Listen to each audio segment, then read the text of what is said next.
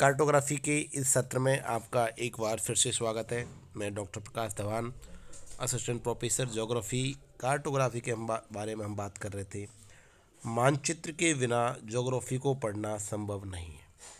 तो अब तक हम कार्टोग्राफी में लगभग 2-3 यूनिटों के बारे में डिस्कस कर चुके हैं और अब चर्चा कर रहे थे method of representation of reliefs, मतलब उच्चावच निरूपण की विधियाँ। उच्चावच प्रदर्शन करने की जो प्रमुख विधियाँ थी उसके बारे में हम डिस्कस कर चुके थे। ऊपर एक डायग्राम मैंने ये आपको दिखा दिया था। इसके बाद में जो पहली वो है इसकी मेथड्स, वो है हेस्यूर विधि। हेस्यूर विधि उच्चावच को प्रदर्शित करने की एक प्रमुख विधि है, जिसमें प्रदर्शित करने के लिए रेखाएं होती है जो अनुरूप दिशा में खींची जाती है। 17वीं शताब्दी में ढाल क्रम को विभिन्न मोटाइयों की कटी हुई रेखाओं द्वारा प्रदर्शित किया जाता था, परंतु इनका व्यापक उपयोग 18वीं सदी में यूरोप के मानचित्रों के लिए हुआ था। परंतु इस विधि को आधुनिक स्वरूप देकर गणितीय आधार पर मूल सिद्धांतों के रूप में प्रतिपादन का जो श्रेय है वो ऑस्ट्रिया के लेहेमान को जाता है। लेहेमान नामक एक सैनिक अधिकारी को दिया जाता है। यहाँ आपसे ये क्वेश्चन पूछा जा सकता है कि हेस्यूर प्रणाली है, जो हेस्यूर मेथड है, उसका प्रतिपादन या ये सिद्धांत, ये विधि है, वो किसने दी थी। तो ये आपको वाइवा में बताना है। ऑस्ट्रिया के लेहेमान नामक सैनिक अधिकारी द्वारा इसकी संकल्पना दी थी। 19वीं शताब्दी में सैनिक सर्वेक्षणों में इसका अत्यधिक उपयोग हुआ।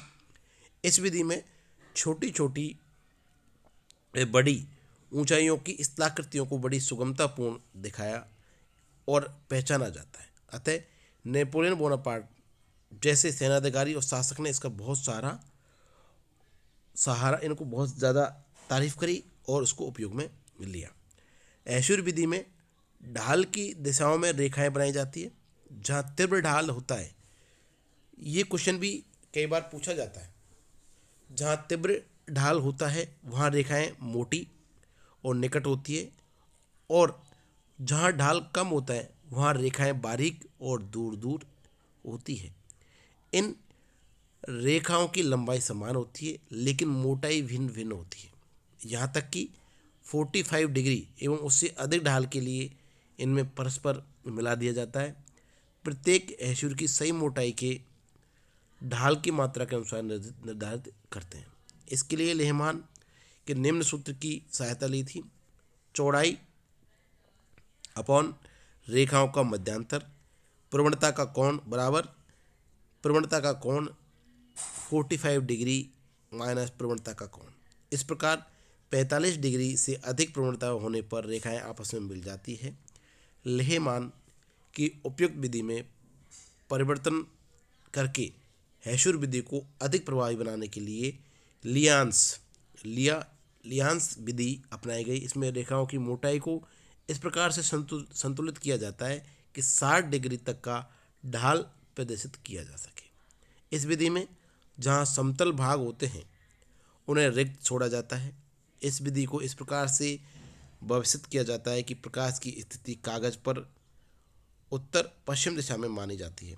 इसके विपरीत दक्षिण पूर्वी भागों में छाया होती है। अतः मानचित्रों पर त्रिबिंब या 3 डायमेंशन आकृति का बोध होने लगता है। हेस्यूर विधि के गुण जब कभी भी हम रिटन वाले एग्जाम में लिखेंगे तो हेस्यूर विधि के गुण, दोष आदि ये लिखवाए जाते हैं, तो इनको आपको पॉइंट वाइज याद रखना है। हेस्यूर विधि सापेक्ष ढाल पर प्रदर्शित करने की एक सरलतम विधि है। हेस्यूर विधि की ये मेरिट है, पहला सबसे सरल विधियों में मानी जाती है।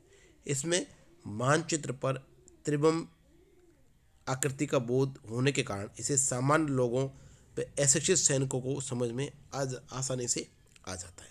ऊंचे और निचले भागों का स्पष्टीकरण आसानी से हो जाता है, क्योंकि हम अध्ययन कर रहे हैं method of representations of relief. उच्चावच के जो निरूपण की विधि है उसके बारे में अध्ययन कर रहे हैं, तो इसमें ऊंचे और निचले भागों का स्पष्टीकरण आसानी से समझा जा सकता है।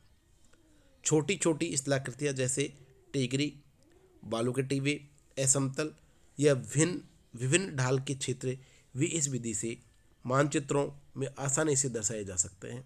इसमें संकेत सूची का सहारा नहीं लेना पड़ता है।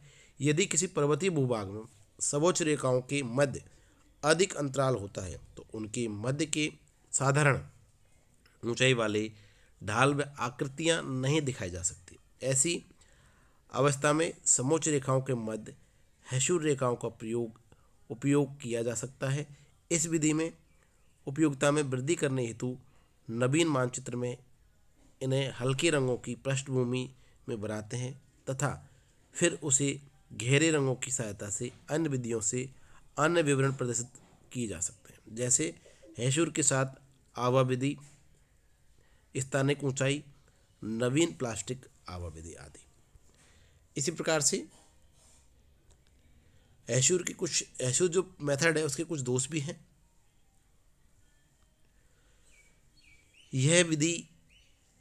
पहला दोष, यह विधि बड़ी मापने पर बने मानचित्रों के लिए उपयुक्त है। छोटी मापने पर बने मानचित्र में हैशूर रेखाओं का जो प्रदर्शन होता है उसका पहचानना अत्यंत कठिन हो जाता है। हैशूर से बने मानचित्रों में निरपेक्ष जानकारी नहीं मिलती है। इन पर ऊंचाइयां अंकित नहीं होने की वजह से ढाल का स्पष्ट और शुद्ध ज्ञान नहीं होता है, क्योंकि ये गुणात्मक विधि है न कि मात्रात्मक। ये इसका दोष होना स्वाभाविक है कि जब ये मेथड ही गुणात्मक है तो मात्रात्मक को प्रदर्शित करने में ये समर्थ नहीं है।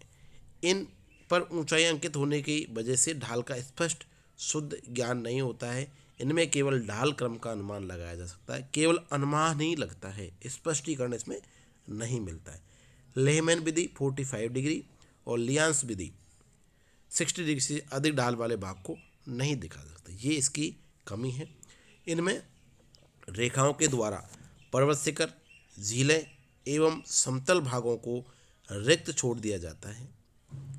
इसलिए पर्वत शिखर व समतल भागों को समझने में भ्रम पैदा होता है।